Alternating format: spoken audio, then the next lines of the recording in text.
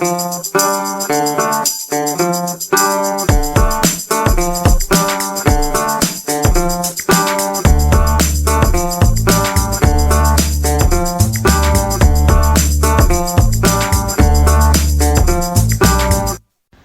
Hawkins has got a podcast.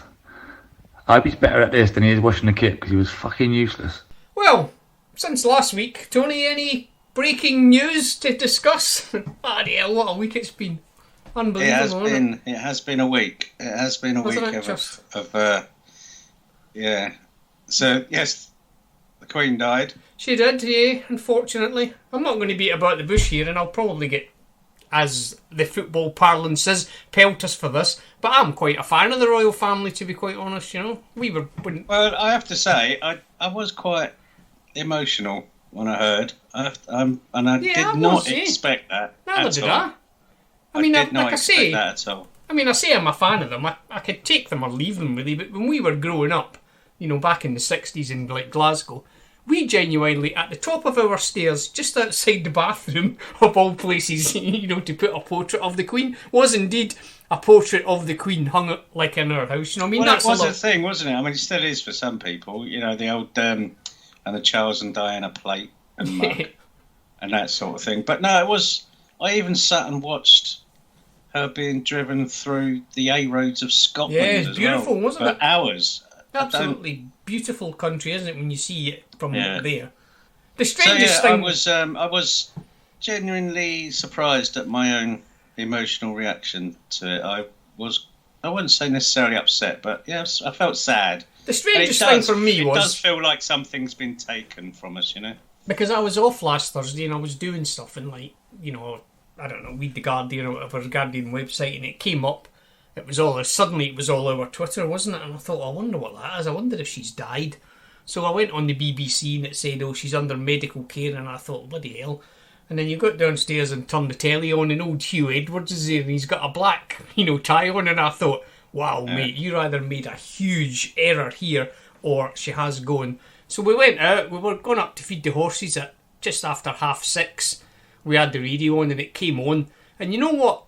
Like, took me aback more than anything. They quite literally, they said that she died, and then they said, like, straight away, the King and the Queen Consort straight away, and that hit me. I thought, wow, like, that was just so odd, you know, to hear someone say the King, wasn't it, you know? We were just chatting, weren't we, about Charles been getting a bit of grief in general about his reaction to the pen and but the man is straight back into work hours after his mum's died, and it's not just like... you can't criticise anyone in that situation, ever. I mean, when my parents died, I mean, like, my dad died when I was really, really young, so that was a bit of a palaver, you know. But my mum died, I mean, you know, she was in her 80s, but I'm just like a bloke, you know, that's it. I'm not... You know, the one thing I didn't do, Tony, was walk up and down the street shaking everyone's hand and being filmed for, 24 hours straight. So I'm cutting them a bit of slack, mate. I really am. You know, they say it's a very privileged position and so on, but, you know, you look back and you think to yourself, you know, I've never met the Queen, but it's just, there's just something about the woman that, regardless of your views on the royal family and the monarchy and so on, is that she fulfilled her duties for 70 years. I mean, I watched one of those documentaries on the BBC, and although obviously there wasn't as much no TV or really until she's in her 20s when she came 25 to the throne. When she came to the throne, yeah. It was, I mean, from that moment onwards, and it's the same for the majority of them. And I can see why you would want to drop out of that life. Now, you know, back in those days, you can't drop out of the royal family and whatever. But I wouldn't want to do it. I wouldn't want to do it. There's no, and you've got no idea what real life is like, have you? Either. Would you then, Tony, like to be the type of person that has to make a decision as to whether to cancel football then at the weekend? Would you like to be that person? Well, yeah, you see, this is the thing, isn't it? I was just saying to you that it felt like we'd been done, you know, like we're cancelling football, and everybody said, yeah, that's a good decision, it's the right decision, it's respectful, at the same time, if the games had gone ahead, I'm sure it would have been fine, and the minutes of silence and so on, and there would have been no different to what it was last night. So yeah, I was happy with that, and then it was just football that was cancelled, nothing else, which leads me to believe there may have been an ulterior motive. There was an ulterior motive for me. I mean, even though I've just said I'm a fan of the royal family, I genuinely think that was the wrong decision to cancel. I mean, you've seen how it went last night. It's got to be everything. It's got to be all or nothing. It's got to be either everything or it's got to... They cancelled horse racing, which I thought, that's weird, because if there's one thing the Queen liked, it was horse racing, wasn't it? That was exactly. I mean, she wasn't much of a golfer, as I understand. So we'll cancel that. We'll keep the cricket going. She wasn't into her cricket, but... the two sports I did watch on Saturday, and I thought to myself, well, there's Tell you what she didn't like either. She wasn't a big fan of Formula 1. That went ahead, didn't it? I know it was in Italy, but still. Yeah, but what could you do there? I mean, most of the cars are designed in Britain and built in Britain, but... Like as we were saying just before we started recording, can you imagine? I mean, last night I thought it was impeccably observed, wasn't it, Milton Keynes? Wasn't it? I know there was hardly anyone there, so it didn't make any great difference, but it was... And I wouldn't have expected anything less, to be completely honest. But, as we were just saying, there are certain teams that you're thinking... I thought to myself, I wonder if this is done because, basically, some people just cannot be trusted. And as sure... as night follows day, I've just been on the old bloody Guardian website, and there are Celtic unfurling a big banner away at Shakhtar. And what does it say? Fuck the crown, So, you know what? Well done, lads, How unexpected, Tony. That's the thing, though, isn't it? So, you can say that anytime. Yeah. You can say that anytime you want. You don't need to do it now. Do. Oh, and I'm sure they do. Well, let me put your mind at rest, Tony. They definitely do. If this was, let's say, she died 40 years ago, would these things be happening? Because I don't think they would. Because, and I'm putting the blame entirely on social media. Yeah. That everybody, and I made a tweet the other day saying that Twitter is just proof that hearing everybody else's thoughts, or the ability to hear everybody else's thoughts, is a curse. Yeah. And I can't, I've kept my mouth shut completely, and I've not reacted to anything. The only thing I've been doing it's not respectful for me to do that. It's as disrespectful for me to do that as it is for them to do those sort of things in the first place, as far as I'm concerned. However, having said that, they have the perfect right to say it, and I think arresting people... arresting people for holding up bits of paper is ridiculous, but that's... I mean, but equally as much... The human race seems to have lost all sense of respect. Yeah. And all sense of proportion. I mean, you can't even go to bloody Centre Parks, can you, on Monday? I mean, you know what? I bet the old Queen's going, you know what, see when I snuff it, I'll tell you something. Will be open. I mean, that's a difficult situation for them. It really is, because I don't know. They're in an industry where their customers are 100% reliant on them. It's not like, they're going to nip home and then come back later. It doesn't work. You're there, aren't you? But yeah, they didn't really think it through. Let's be honest. And the British Cycling Association have announced that they don't want... You know how these morons on bikes go out on organised rides and everything? Yeah. Because it's like a bank holiday, the British Cycling Association have said, please don't go out on organised rides on Monday. Just think... Oh, do you know what? Militant cyclists, I want to see what they're saying about that. I might have to visit Twitter later and see what the latex nonsenses are doing. So I'd reckon from a personal... Lycra. Well, no, I don't know. I think I was going to say Lycra nonsense, but... What you've said there, when you said the old latex, you were thinking of Sandy Gallagher, weren't you, mate? Do you know, the first thing that popped into my head was Sandy in a pair of Lycra shorts, I have to say. So, sorry, Ross, but I've been thinking about... It's like that from The Simpsons. Stupid sexy Flanders in his ski outfit. Stupid sexy Sandy.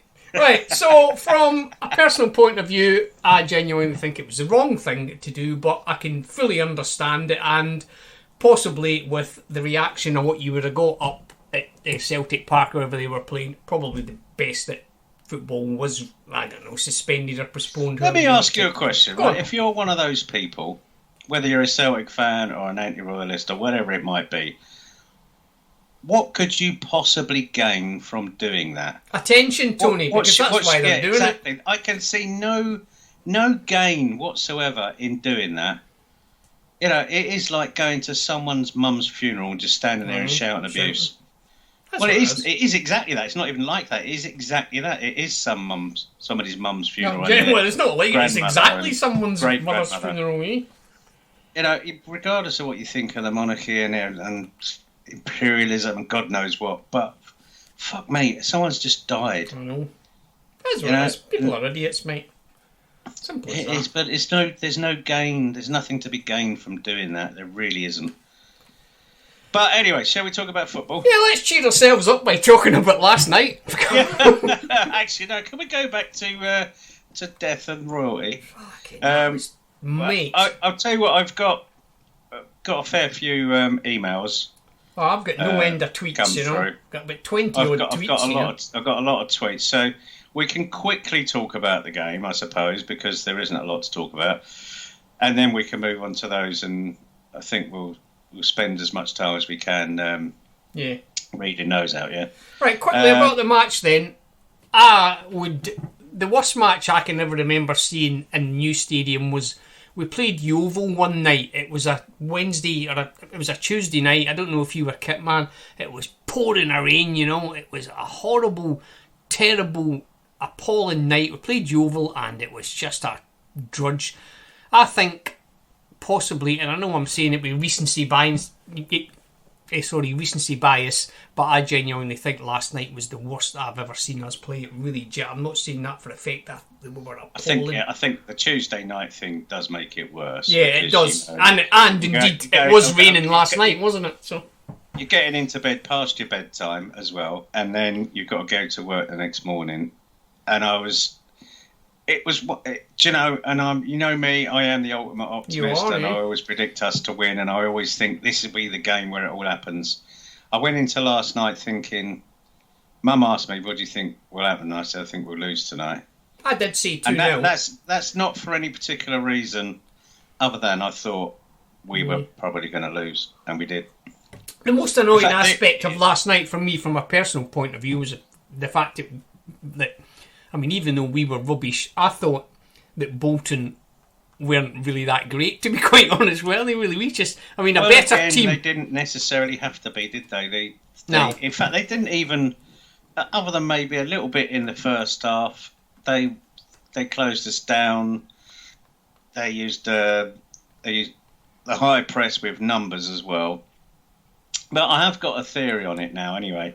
Oh, go on. I was banging on about it last season because it was something that I picked up on early last season and something that we didn't do last night. I didn't go to Exeter, so I can't say. But I've been saying it for such a long time now, second balls and winning tackles in the midfield. Oh, there was no midfield last night, Tony. There wasn't a midfield last night. Nothing. When we pick up those second balls in the midfield, that's when we seem to be most successful. I know it sounds silly because obviously if you've got the ball, you're more likely to score than if you haven't got the ball. No, that is a fair bit more likely. Are you punting for the job, Tone, when it comes available? Well, mate, I'm telling you now, I'd be rubbish at that. So would I. I can't drop people. I couldn't. When players left, or when players got released, broke your heart, Tony. I tried to avoid them because I couldn't face them. It's just the worst thing. And when the academy lads got released, if you've got 30 academy lads, 26, 27, 28 of them will get released. Blimey. And that is the most. Just seeing their faces afterwards that'll haunt me forever. So no, I couldn't do that. I couldn't drop a player. I couldn't. Could you drop? Is it Oyagoki? Is that how we're pronouncing that? Would you have dropped him? See, I'm not. I'm not. I mean, we picked on Lawrence, didn't we? Because he was rubbish. He was awful. But I'm not saying that he was terrible, has been terrible. No, he He's was not been alright up great. until last night, but he, God almighty, mate. I mean, I don't really know. Like, I'm picking on him because, you know, social media have made him a scapegoat for what happened last night. So I'm just thinking, I didn't really think he was as bad. I mean, he didn't stand out as being bloody, you know, and amongst a pile of shit. He didn't stand out as being shitter, you know. I mean, it would have been it wouldn't have been difficult to stand out as the best player on the pitch. No. And as someone's pointed out, it's come to the point where we're saying Zach Jules was the best player on the pitch. A guy for that us. couldn't even get in the squad last year, you know. Not Yeah, in the. I mean, not even in the starting lineup. He wasn't even in the squad, was he, last year? And yet he's our best player. And I think that's justifiably so as well, because his performances were particularly bad. And now he looks all right because everyone else around him is fucking useless. No, but I always thought when he first came in, I thought, yeah, this lad playing in front of Louis was going to be great, but it's clear that he'd rather be a left back than he would be a left wing back. So, that reminds me, by the way. Oh yeah. Okie Koki. Yeah. They call him JJ because his dad's favourite player was JJ Okocha. All right. Which is the thing that I forgot to mention last week. Not Jamal Johnson then, no? So I thought you were going to say... No, it's fine, yeah, it's not Jamal Johnson. So for me, it wasn't... I mean, first half, the highlight for me, and I mean, this was a great watch, was a steward by the bench trying to put on one of those we had one in front of us. Things. It must have taken the guy, I reckon, the best part of 10 minutes. The guy sat at the bottom of the cow shed. Well, he eventually got his head through it. Which it took him a good 7 or 8 minutes to find where to put his head. I reckon it took that guy as long to put it on at the bottom of aisle 13 in the cow shed. Well, once he'd worked that out and turned it round, so it was back to front. The back of his head. He then spent the next few minutes trying to find where to put his arms. Wow! Before realising that he didn't actually have any arms. It was that was good to watch. I enjoyed that.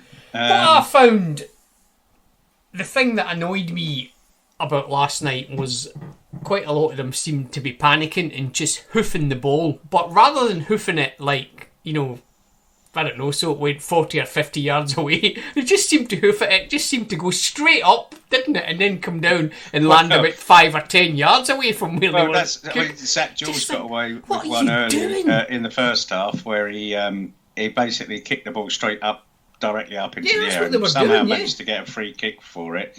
But talking about panicking, I mean, that was personified, I think, last night by a scissor tackle on a player going away from goal. Oh, mate. Did you have anyone around you saying, like, that's never a penalty, you don't know what you're doing? We had a guy behind us, what are you doing, ref? And I'm thinking, mate, he's just taking him out. Really? I was just about to ask you that. No, I was just about to ask you, right? So, even as the most blinded fan, right? Well, rose-tinted Don's glasses. We had a guy tell me how that wasn't a penalty. He was about 2 or 3 rows behind us, and he's going, fucking hell, ref, that's never... What? You know, one of these kind of guys. And I'm thinking, he's taking him straight out, mate. There's never a more blatant penalty that I've seen for years. He's taken both his legs with both his legs. And it wasn't even debatable. No. And I was trying to think to myself, because you could tell everybody thought the same, obviously, except for this bloke stood behind you. Well, it wasn't just him. There was a fair few giving it, like, you know, you don't know what you're doing and all this kind of business. You know, you just think, well, he does. And he starts giving a penalty because it's a penalty. I think even the linesman on that side of the pitch would have given that one. He was a joy, weren't he? God's sake. So that was the start of the end. Really, you were hoping that we could hold on maybe and maybe nick a goal, but instead we go and give them a goal, more or less. And it was a good penalty as well. It was, yeah. But like I said a minute ago, I mean, I didn't think they were particularly great, but I was looking at our team and I'm just thinking to myself, they are just a bunch of kids, to be quite honest, you know? I mean, I didn't even think, and this is going to sound really harsh and you can slag me off as much as you like, but I didn't even think that they were League 2 standard last night. That's how bad I thought they were. I mean, I thought they were, you know, that was a non-league performance against a half-decent League One team. That's what it looked like last night, didn't it? To me, they just looked terrible. It's now. I mean, a lot of people are. They're not blaming the players. They're not necessarily blaming the manager, other than maybe for the selection of players. But it keeps coming back, I think, to the recruitment of these players who clearly are either A, too young, B, too experienced, or C, all of the above. I think it's what you said. I mean, they're too young and they've just got no experience. But then that leads you on to someone like Bradley Johnson. And like I said last week before I got unbelievably drunk, which I did, that I genuinely am coming to, to the belief now that he's just here for a final payday and that's it, because he's just done nothing, has he? He scored 2 goals, didn't he, 2 or 3 weeks ago, whatever. He done nothing last night, did he? He's well not even been there last night, did he? I mean, he was useless. I mean, at least Devoy gave away the penalty. I suppose that does that count as doing something? Yeah.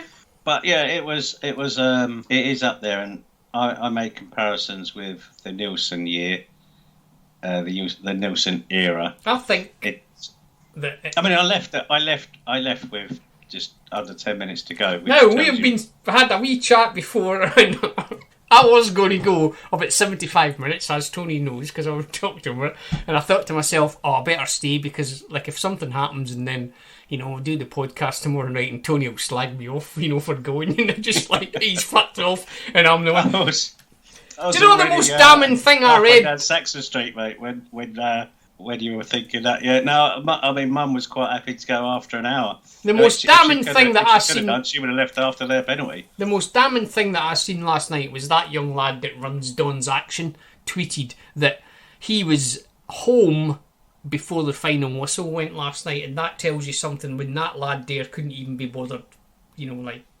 sticking it out to the end. It's bloody terrible, really. Well, if you're watching a game and you're thinking, do you know what? I know there's, it's 85 minutes gone, but if we get a goal here, but you don't see. Firstly, you couldn't see us scoring, and secondly, I don't think this team has got it in them to then go and get the second goal. Whereas last season, we said it more than once. Yeah, never beaten Norway last season. Never. Yeah, we were down and out, and then we got a goal. Who was it? We lost 2-1 in the end, but yeah, we absolutely tore them a new one. Didn't tore them to bits in the last 20 minutes. I can't think who it was. It's a big team as well, wasn't it? Was it a big team? I remember that game. Yeah. Yeah. Definitely. I remember we just battered them. I don't think that they haven't got it in them, and you look at players like Twine and Parrott, not so much Harry Darling, but players in positions where nothing else matters at that moment in time. Everything is about winning and getting that goal and not losing, basically. And it's always difficult to communicate this to people that unless you know those footballers, unless you know their personalities, it's very difficult to tell you why they're doing what they're doing on the pitch. But, having spent a bit of time with the team, not this team obviously, but with teams, there are certain players and you can look at them and you can see them in training and whatever, and you think to yourself, you're not going to be here very long, or he's going to do well. And that's nothing to do with football talent at all. It's to do with going back to what the Robbie Nielsen quote I always come up with about football is 10% in the feet and 90% in the head. Yeah. And that is it. And this team hasn't got that. And there doesn't appear to be a huge amount of togetherness. No, not like last year. The telling thing for me last season was after we'd lost to Wickham. Well, not lost them, but after the playoffs and we lost. We didn't go. Someone put a picture of them, didn't they? Where they all went to the pub, didn't they? And they all just looked like they were great mates and having a great time. I genuinely last night was thinking to myself, what must Cumming be thinking that he's come back to this, thinking that it was going to be a continuation of last season, and he's come back to this, Well, this is it, and that was always a massive thing with Carl, was keeping everybody together. Yeah. And we are in this as well. And if the players have had a shit game, everybody gets punished. It doesn't matter if you're on the pitch or not. Yeah. And when we lost at home to Preston, and he made us all come in at 7:30 the following Sunday morning, and things like that. But then there was also, we would go out, and one thing that did surprise me, and a couple of players did say it, was when we did go out, and we went out once, and there was every single player was there except for Will Grigg, but he was ill. But every player wanted to be there, and after the promotion, the following day, all the players went to the pub, and every single player was in that pub that night. That's what that picture was. That was a great picture, lad. I mean, towards the end of last season, you're looking at it and you're just thinking, what a great team, you know. But, I mean... Yeah, I mean, if you look at someone like Scott Twine, and you can just tell that every fibre of his being is about playing for this team right now. This is it for me. You know, nothing else matters. And he could be... Yeah. I imagine he's the sort of bloke who's an absolute nightmare to play at any sport, because yeah, I bet he is. He has to win, and he will give 100% every single time. And if he's got any little nephews or cousins or whatever, and they want to play Uno, he's at the table, doing the old L on the forehead. Loser! I can't think who it was. 5-year-olds crying their eyes out. I think it might have been Eric Bristow. That's the name that comes to mind, or it could have been... Who's that guy that was a great cricket player? Quite a good cricket player from a long time ago. I'm not good at cricket. W.G. Grace. Ah, not him. Anyways, Ian Botham. Ian Botham. I'm sure it was either him or it was Bristol, and he was like saying that whenever he was playing his kids either at cricket or it was the darts, it was one of the two, and we said no matter what he said, I always went out to win, even when I was playing my own children. And you're thinking, Jesus, mate. Yeah. But, that's a good way to learn as well. Yeah. I was talking to my dad about it the other day, and I was saying, when I play someone at something, whether it's cards or football or sport or squash or darts, it could be anything at all, I expect to win. And that's not arrogance. I just feel like I shouldn't lose, because I genuinely think I'm going to be better than you at whatever it is that we're going to be playing. But I don't mind losing. If I get beaten, that's fine with me. But I always assume that I'm going to win. And I would never... I mean, my kids will tell you, we love playing board games in our family and the hilarity of it all. But we've done it in such a way that they don't mind losing. I mean, we've been playing... Have you remember the card game, Chase the Ace? I've heard that. I wouldn't know what it is. Yeah, so basically there's one ace in the deck, all the cards get dealt, and the idea is to get yourself out before you end up with the ace, and the person who loses is the one with the ace. Now, right. Zoe, bless her, is her loss percentage has got to be in the high 80s, possibly the 90s at this game. But not good at it then, Tone, no? She loves playing it. But she doesn't care that she loses almost every single time, because she just enjoys playing it. And it's a... we take the piss out of her for it, but at the same time, when she wins, she's doubly happy, but she doesn't get pissed off that she loses. But and I think that's the difference, is that's why I could never get to the heights of professional football, because I didn't really care enough. Yeah. I knew how good I was. I knew exactly how good I was, but I just thought the thought of training, and again, it's just a mentality thing. It's a mentality, and as glamorous and well paid as being a professional footballer is, it then becomes the norm for you, and it's just like going to work for everybody else. When you go and fit a boiler, you're like, I've got to do this, I've got to fucking do this boiler, I'm going to do the best job I'm ever going to do. I'm sure sometimes you do take a bit of pride. I had that today. I had it today, funnily enough. There was a job that had been kicking about for ages and no one could get it, and I'd been to it before, and I said, well, I can tell you what's wrong with that. That's the wrong part. If you send the right part, I'll fit it, and it worked. So it was bloody rugby. I had to get up at 5 o'clock this morning so I could get to bloody rugby before they went to work. Put it in, turned it on, it worked straight away. I was driving away and I thought, do you know what, mate, you've still got it. Well done. That's where I get paid the big bucks now, Tony, That really is. Did you flip your screwdriver up in your toilet around like the old drumstick and catch it? And then put it in my tool pouch, went like that, right in the pouch, said, yeah, take that to the bank. Yes, that's it. I know what you mean. I mean, getting back to last night's game, just before we wrap up and, talk about, we've got loads, we've got an amazing amount of correspondence this week. This is the most cliched thing, and I'm like, if it's a stupid question, just say, that's a stupid question, we're not answering it. How do you think the team that played last night would have fared against our team last season?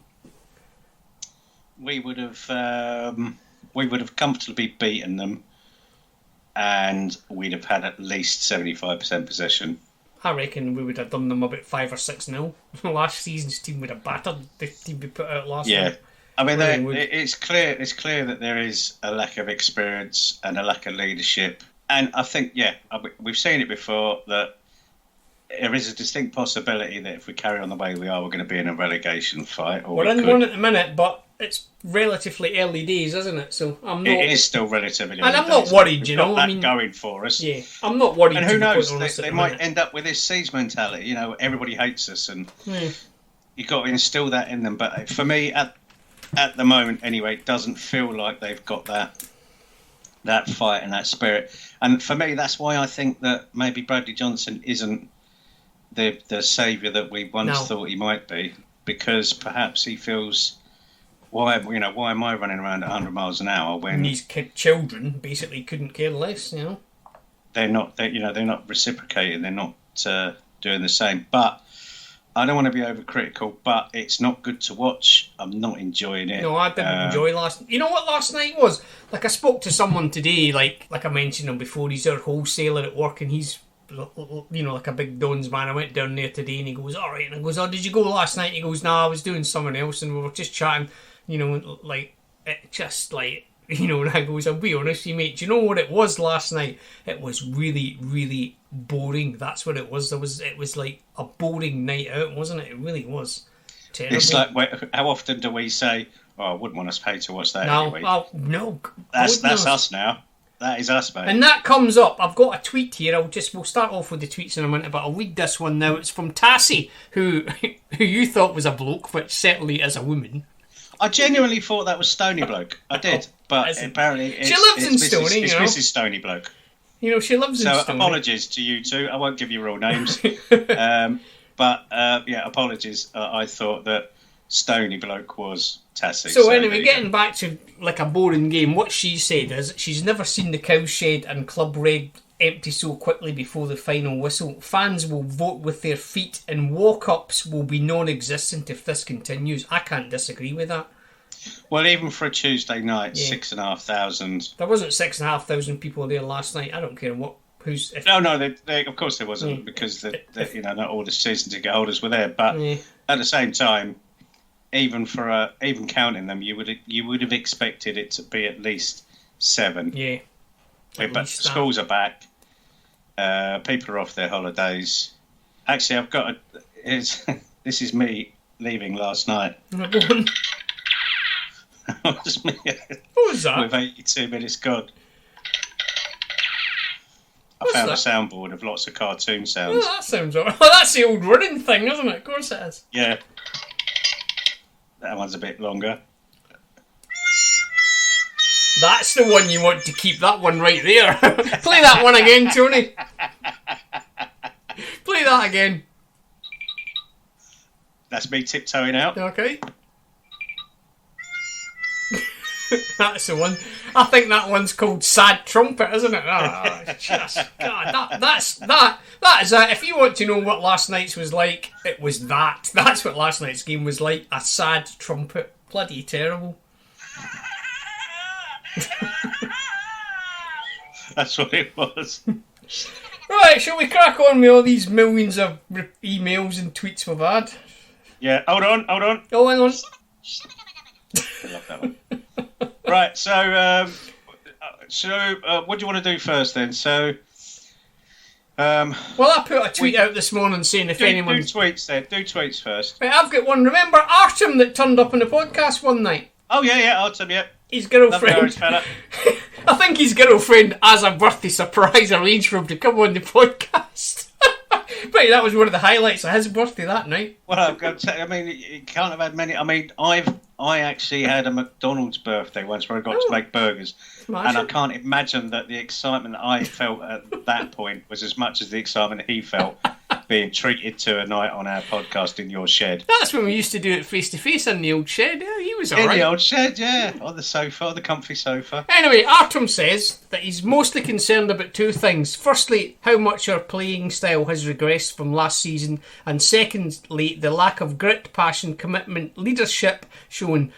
He would expect to see a reaction versus Oxford. Well, good luck with that, mate. Another flat performance. He's talking about last night again. Another flat performance, and he thinks that we're in for a very long season. I've added very. He's just put long season. I've added very because So I mean, he's right there. The playing style. I don't know what to say. There is no playing style, is there? Well, no. It's, again, I'm trying to avoid being super critical. But I am really struggling. I'm trying to find positives when there aren't that many. I mean, Zach Jules so far this season is probably it, really. The Morecambe performance, Watford, obviously. I mean, that's the thing. The team that played at Morecambe was the same one. I'm told that there was one change to the Morecambe lineup for the Exeter game. Yet that's basically the same set of players couldn't recreate what they did at Morecambe. Did you go to Watford? I didn't go to Watford, no. I mean, we were great that night. I mean, quite a lot of people are saying, oh yeah, Watford couldn't have cared less, you know. But they had some quality players out, and we were just better than them. What's happened since however many weeks ago was that? 2 or 3 weeks ago? How come we've become so absolutely appallingly shit in the space of 3 weeks, unless there's something going on that we don't know about? I don't know what to say, you know. I just don't, quite honest. No. You get any? You can't. How can you go from 4-0 away at Morecambe, as bad as Morecambe are? That was a good performance, and it did remind me, again, second balls, we were winning the tackles in the midfield, and then to go to Exeter and. As again, I didn't go, so I couldn't confirm or deny. Exeter as well. That's the most another annoying aspect. Bloody Exeter, you know. Yeah, I don't know, mate. I don't know. What you got? What else you got? I've got emails. Well, I've got one here. Tweets. From I don't know. I'll read it out, but it didn't make a lot of sense to me. It's someone called Carl with a whole load of numbers after his name. And he has said, so a year of mindless non-stop passing under RM, Russell Martin, turns out to be a good foundation for a passing side. I think he's being ironic there after last night's like a totally abysmal... That sounds like that's irony. That is irony, you know? Yeah, irony and or sarcasm. Yeah, I mean, I've got a 3-parter from regular correspondent Adam Jones. I'll read them all out. It's quite a long old thing, as you can imagine, from him. Yeah. And old Adam says, I'm disappointed there was next to no improvement from Exeter showing to this one. Last season's team would have comfortably beaten that Bolton side. We were just kind of saying that. Manning has a lot, and he's put a lot in capital letters. A lot of work to do, ! Too many unpolished gems. We know it took Parrott 6 months to come good. This season we have many, on to part 2, who are going to take time to develop into proper League One players. It took us till January to find real consistency last season. Well, he's right there, I guess. Well, we're all right up until January. We aren't like we are this season, are we? No. It took us up till January, blah, blah, blah, with that team in for a long season as it currently stands. Where does the blame lay? Manning or recruitment or both? Manning is a coach. He's got the chisel. And he's been given the rough players to chip away at. Man, that is an appalling metaphor, that, isn't it? I'm not reading the rest of that out. If you are going to tweet or email in, don't do appalling metaphors. Don't do that, because that's just terrible, mate. Anyway, to finish off, only so quickly they can develop. Going to be a long season, I think. Hope Manning is given the time to work this out. So that's 3 from Adam there. Well, I've got one from Alb. I've got a message on. From who? On Twitter from Albie. How long is it? It's definitely as long as last week's. Go on then. So I'm just going to do a quick scroll Actually, no, bloody hell, last week's was really long, wasn't it? This week's is actually it's probably about half the length. Oh, I think go on, we you get might as there well. with that. He said he didn't want to send a message after the game as emotion. Hold on, is that last week's? Probably the same thing, isn't it? Read it out anyway. It's just the same as this week's, isn't it? Oh, do you know what? I don't think I did get a message from Elwie. Oh, well, Elwie, we'll did read you it send out. me a Then. message? Anyway, all right, okay, right, we'll come back to that. Right, I've got another one here from someone called Dons, whose handle is Chesa MKD. And he says, feels like each role on the pitch had a different idea. That's a great point. Between the defence and the midfield, then between the midfield and attack, Oyagoki was terrible, and we saw the overall the worst performance of the season from Tucker. I didn't think Tucker was that bad last night, but that's just me. We've invested in the wrong players at the wrong time. Once again, going back to recruitment, he's right there, you know. It seems... Yeah. I can't argue with that, really. His recruitment's got a lot to...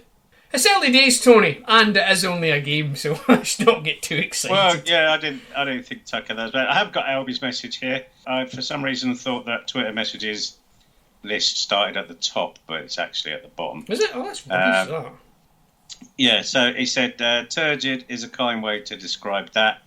Utterly, utterly hopeless and truly mind-numbing. There's no urgency. There's nothing to get you off the edge of your seat. There's nothing that even makes you think that's more like it. Other than a win over Watford, who, let's face it, didn't care and haven't cared in this competition for years. And winning over Morecambe, where, again, let's face it, we are shit. We've been hopeless, bar a few glimpses of okayness, which isn't a word he says, but he doesn't care. I need to address the manager, and before I do, this doesn't mean I want him out, but I said numerous times last season my concern with him.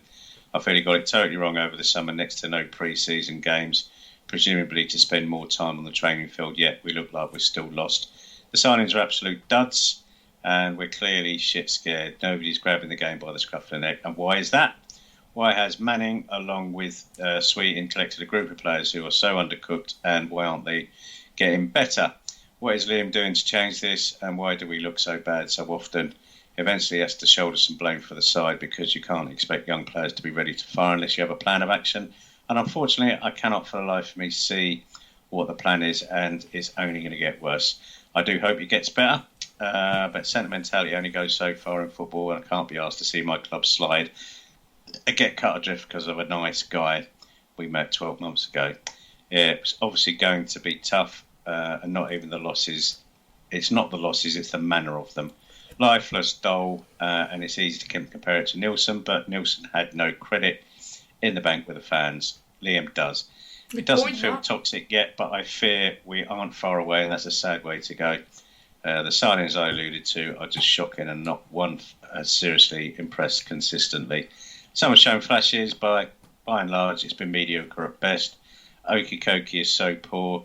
Kicking the air in the first half can't have helped. A young lad embarrassed himself in front of the away fans must have hurt him, but to be fair, it wasn't even close to his worst thing in the game.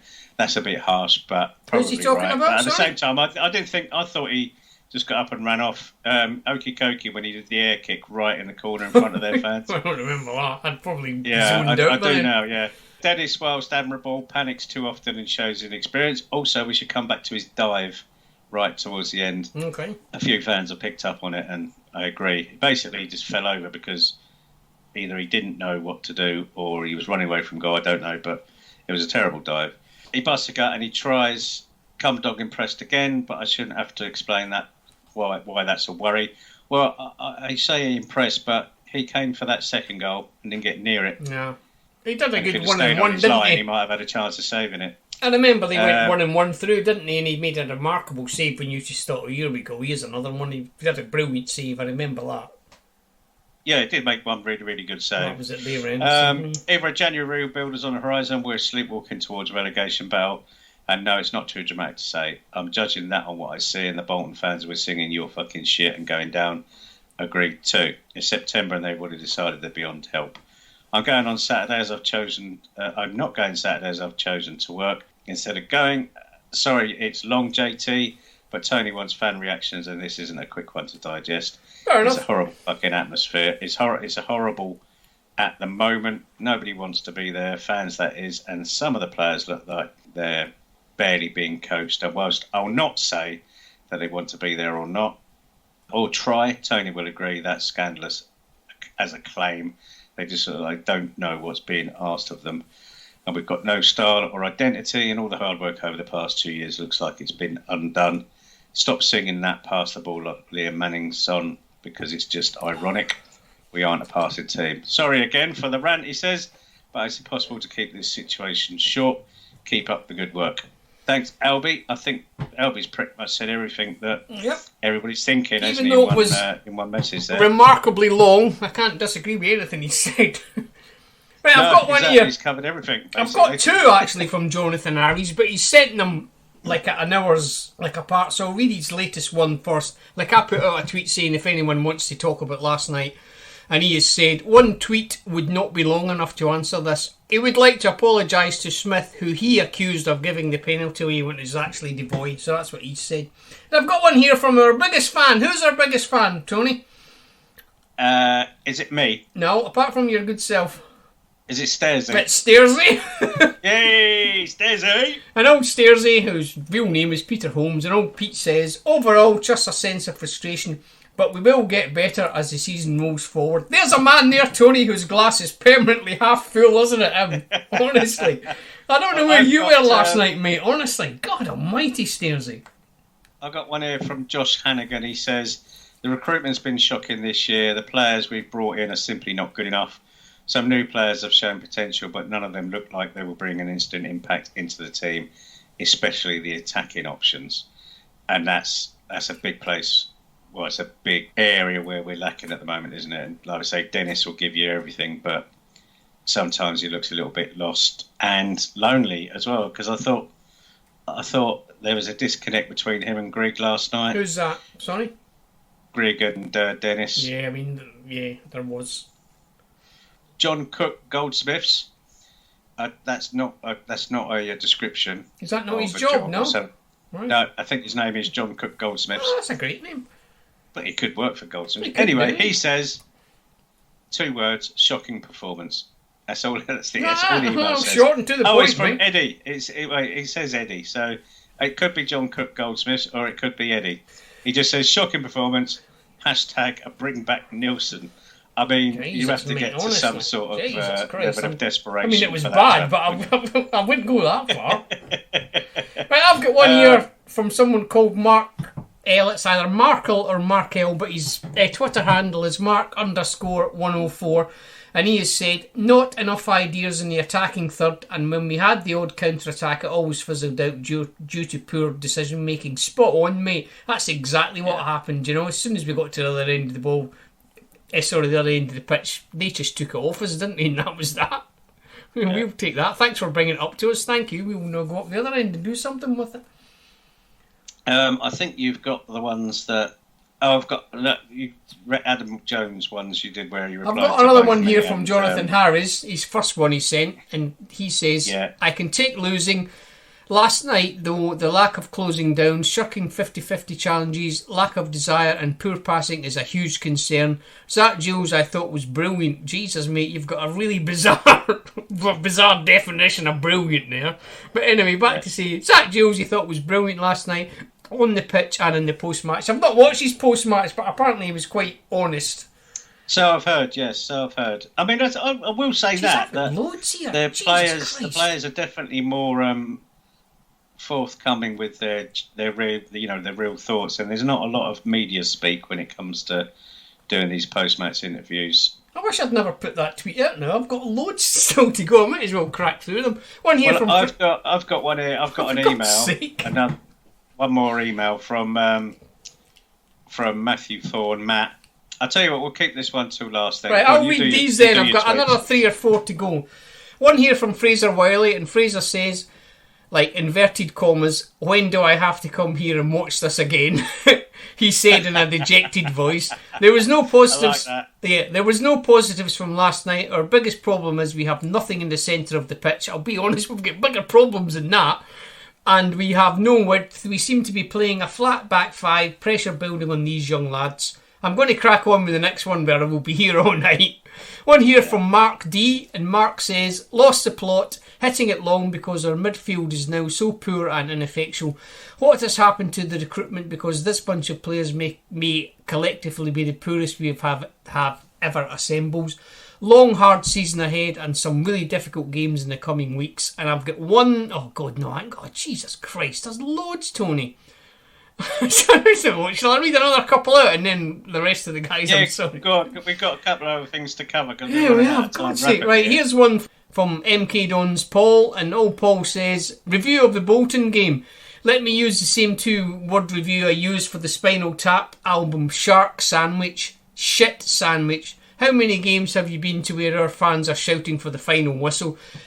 Can't argue with that. I was desperate for full time to come last night. And this is the last one I'm reading now. This is from Dan, who used to be on this podcast. And Dan says, he didn't go last night, Dan. He decided to give it a miss, which I think in retrospect he had the best night. He said he said the Time Traveller's Wife was good. He couldn't get into Succession at the start, but that was the same with Britannia.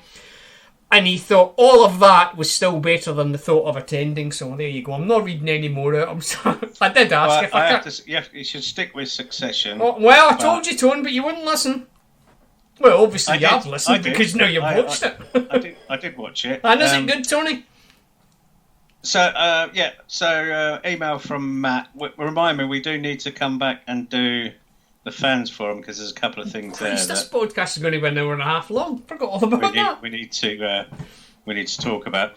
So Matt says, this week I'm taking up the downstairs floorboards, putting mesh and insulation down, replacing the dodgy ones, and then sanding and varnishing. Oh, nice. The day started off quite well, and there were positive early signs. My crowbar had a decent performance in bringing the floorboards up.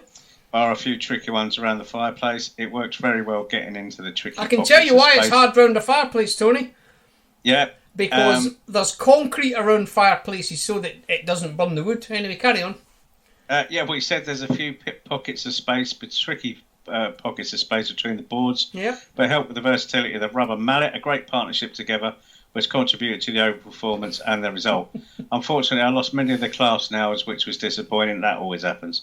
Around a quarter of the boards had allowed themselves to be attacked by woodworm, which was disappointing. And they didn't protect themselves and each other from these attackers. This means I had to then dip into the transfer market and replace them with better boards from a reclamation yard. Alongside the poor performance of these boards were the underfloor floor joists. Under the previous owners, it was clearly a late transfer window of a botched job, attaching 2 joists together last minute. That was never good enough to work together right in the middle of the floor, and that caused instability across all other joists. A poor way to build a cohesive, stable team. All in all, there were some promising signs from some of the performance of the tools, but a lot of work has still left to do before we get to where we want to be. He's then rated his tools out of 10. Crowbar 9 out of 10, rubber mallet 9 out of 10, workbench 8 out of 10. Treated timber from Travis Perkins, 7 out of 10. Floorboards, 3 out of 10. 3 out of joist, 10? 2 out of 10. 2 out of 10 for the joist? Man alive. And Flexi Bucket, 9 out of 10, because it held a lot of rubble. And then he finishes off with, all Dons are also shit. Well, that's how you do a metaphor, Adam Jones. If you're in the market for metaphors, go through that, because that was pretty good. Have a word with Matt, he'll sort you out. He'll sort you out for a metaphor. So... There were a couple of things come from the fans forum. Yeah, sorry, just before we go on, if you did tweet in, and loads of people have done, but if I was reading everything out, we would be here all night. So sorry.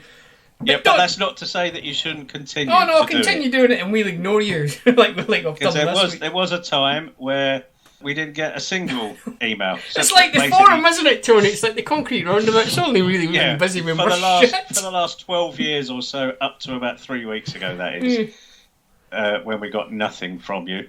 So the fans forum... Did you go off, Tony, before we start? 2 highlights from that would be someone accusing EFL refs of being racist. I heard that story last night. Yeah, I got the context of that, which was... someone saying that the League One referees are shit, to the point where he might suggest that the League One refs are racist against our black players, which is funny, but at the same time is I mean, I don't even know where to start with that. That's a bit disturbing, that, to be quite honest, isn't it? You know, that's an odd thing to say that, isn't but it? I thought, at first I thought it was funny, and I thought, well, it's not funny. It's a bit weird. He didn't say it from thinking. He didn't broadcast it from the GB News studio. This bloke, did he, by any chance? Surely it would be the complete opposite, wouldn't it? But again, that way, yeah. So we'll quickly skip on from there. But my highlight, Colin was telling me that someone said, someone suggested to Liam that can we please stop getting Jamie to keep playing the ball to Louis. So we can imagine. The pre-match team talk, can't you? Oh, by the way, lads. Jamie, can you not keep playing the ball to Louis? All right, Gaffer, why is that? Oh, no reason, just someone at the fans forum said some we should guy stop on the internet said it didn't work, you know? Yeah, man off the internet said we should stop doing it. So can you just don't do it anymore, Will mate? do, Gaffer. Sorry. Yeah, what do you want us to do in place of that, Gaffer? Well, I don't know. Hold on, the bloke gave me his number. I'll give him a ring, see what he wants to do. So, yes, that was... What did Liam Manning say to that, Tony? What did he actually say when the guy said, can you tell him apparently, it was... I think it was actually... Well, Colin said Liam Sweeting's face was like... a face like thunder. Really? I think it would have been a face of incredulity. I can't even Well, see yeah, it. I mean, you have to have your public persona, don't you? I suppose, to tolerate the idiots. Oh, and Colin said that he loves it when we say all football fans are idiots. Well, so, Tony, after last all night, football fans are idiots. Are fucking idiots. Oh, bless him. I think that's it then, isn't it? Unless you could squeeze in another couple of tweets, I think we're done, mate. Well, I'm done, but I did hear a rumour going round Lewington's last night, and bear in mind, Tony, it's only a rumour, and I heard 2 or 3 people saying it, that Lewington's is going to be closed down in less than a month's time. They just got a pool table. Well, I could be wrong. Actually, if anybody from the club is listening, there definitely isn't a pool table in Lewington's. There is. I seen it last night. I stood right beside it. There definitely isn't a pool table. No, there isn't. No. There definitely isn't a pool table. Anyway, I heard the rumour last night that it was... It's an attractive cupboard. It is being closed down, Tony.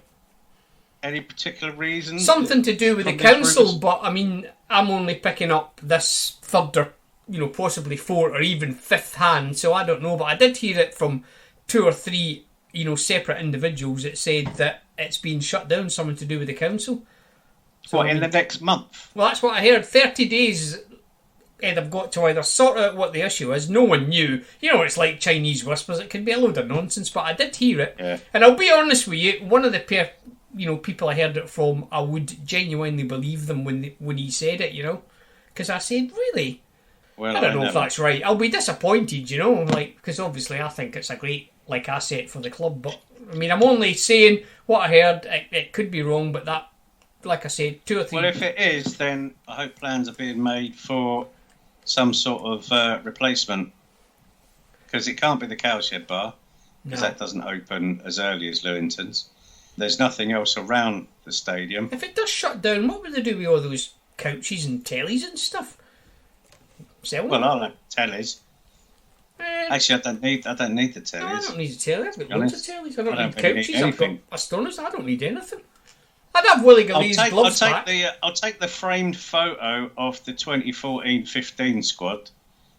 I'll even take the one from the 2015-16 squad that I'm in as well. I'll have those 2, Cole. If you're getting rid of them, I'll have those 2. Get them, yeah. Anyway, I'm just saying. I mean, I thought it was worthwhile mentioning. I don't know if it's the truth or if it's just...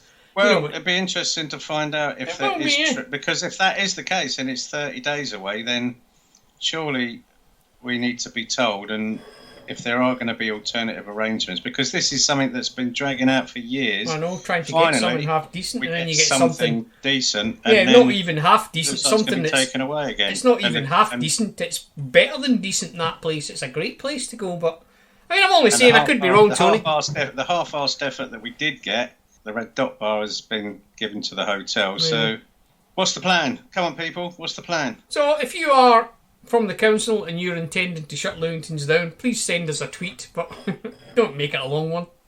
Yeah, let us know. Or if someone who's listening is in the know and has firm information, all information will be treated anonymously, of course, if you wish it to be so. So it could just be Chinese whispers, Tony. I'm not. Don't. Yeah, it could be a load of bollocks for all we know. But it's the fact that you're Could be hearing a it load from of bollocks. 2 or 3 separate people, one of which I reckon was a pretty trusted source. I'm thinking, I wonder why that is then. But anyway, no one knew. They just said they'd heard that the council weren't happy or something like that. Anyway, who cares? Just got the telly sorted as well. Oh God. Anyway, what have we got? Are you going Saturday? I am not going Saturday. I have a prior engagement, and it's also occurred to me, and I will need to let young Lisa know. I can't. Is it Lincoln a week Saturday? It is a week Saturday. I can't go to that either. Oh, see, this is a nightmare. I can't go Saturday. I've got my daughter's birthday party on the 24th, and I'm out on Saturday as well. So I'm going to a wedding on Saturday of someone. Plans to go to Lincoln. I'm going to a wedding this Saturday of someone I don't even know. I mean, I don't know whose it is. I'm just going to, the first wedding I see, I'm just going to go so I don't have to go to Oxford. From what I've seen, people are looking for excuses. Yeah. I'm one of them, mate. And I don't know the person. The first wedding. A +1 or a +2 or the first +3. Someone, who are you with, mate? I'll go, I'm with Dave. Oh, Dave. Dave. Yeah, Dave. Dave invited me. So, yeah. And then the following week, which will be, that's Lincoln, I'm going to a friend's 60th birthday party, so I can't go to either, so. What do you reckon the earliest is you could get back from Lincoln? The earliest? Lincoln, yeah, I reckon. Let's say you managed to get the very earliest, I reckon 7 o'clock. Yeah. But you'd be pushing it to get back by 7, that'd be like a good straight run.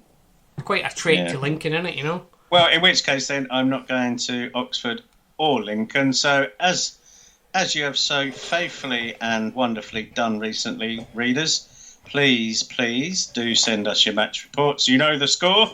If you do go to Oxford, you can DM us on Twitter, either me at Tony Hawkins MK or the podcast at SDOWSYC. We'll need someone. Or just send us an email to mkdonsradioshow@gmail.com. We'll need someone for next week. I'd like someone to come on next week that has gone to Oxford. If you want to be a guest. Someone that, let's be honest, someone we've never had on before. I'd like someone new to come on. Quite honest with you. Make a bit of a change, won't it? Yeah. If you're new and you've got a computer and a headset and you can work Skype, then come on and join us, and we'll. So we do use Skype. So if you do want to come on, you have to have Skype, and you have to be you have to be we're able. Not clever enough. No, to we're use not clever enough to use Skype. it. So that's it. So anyway, just before we go, what do you reckon is going to happen Saturday? I think I'm going to have to abstain for the first time. I genuinely. Game, I reckon. I did say on this last week that we never predict like a loss, and if I've said it's a no-score draw, then I'm saying we're going to lose. It's a no-score draw Saturday, Tony, I reckon, quite honest with you. As my nan used to say, stop touching it, it'll fall off. Oh no, that wasn't it. As my nan used to say, if you've got nothing good to say, don't say it. Don't say anything. So that's and also stop touching it. Yes, and that. Yeah. Right, so we will see you next week. Hopefully we'll have someone who's been to the game if they've not. It'll just be me. If you are coming on next week, preferably it will have been after you've actually been to the Oxford game. Yes. I mean, if you haven't been to the Oxford game, you can still come on, yeah. It's fine. You can still come on. Come on, it'll be a laugh. Make a night of it, eh? Yeah. Right, so we'll see you next week, hopefully with a guest. If we don't, well, that'll be a short podcast. Right, bye. Say goodbye, Tony. Goodbye, Tony.